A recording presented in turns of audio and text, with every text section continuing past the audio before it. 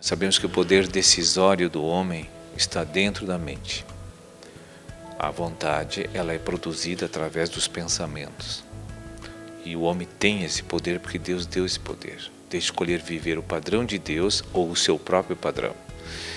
Por que o homem resiste os conselhos de Deus e não segue os conselhos de Deus? Porque ele tem uma vontade própria muito forte e ele tem grande prazer em seguir os seus próprios desejos e vontades.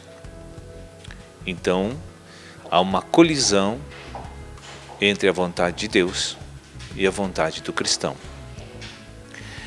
E nesta colisão, acontece quando ele toma conhecimento da vontade divina. E a vontade divina não deixa margem para ele não seguir. Se ele quer o que está prometido na palavra. Então o que ocorre? Ele mede, ele calcula, ele acha mais cômodo e confortável seguir aquilo que ele está acostumado a saber e conhece, do que arriscar um novo padrão que pode cheio de mistérios e pode não dar certo. Então ele entra na parte racional novamente.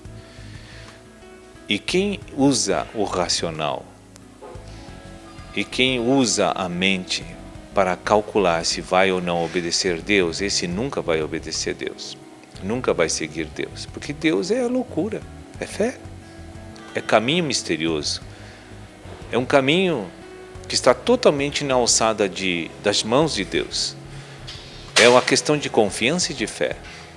Quem quer receber a bênção de Deus e a riqueza celestial e a plena comunhão com Deus precisa se arriscar, precisa se entregar, precisa confiar em uma coisa que ele não conhece e nunca viu.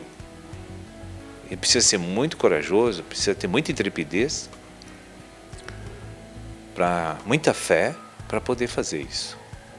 Então, por esse motivo, as pessoas são muito acomodadas e gostam de ter conforto. E nós, os seres humanos naturais, nós somos muito resistentes às novidades. Porque as novidades nos dão trabalho, desconforto, e tudo que é novo nós não queremos. Por quê?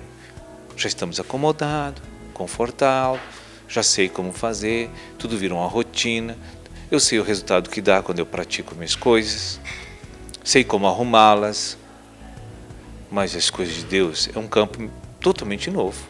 Você vai pisar, não tem chão, é confiar na promessa de Deus, na palavra de Deus. E Deus exige disso, exige isso de todo homem. Ninguém vai conhecer Deus e desfrutar de Deus e das suas riquezas se não ter fé. A fé é a ferramenta indispensável para você ter uma comunhão e ter sucesso como homem espiritual. É necessário você ir contra a tua vontade.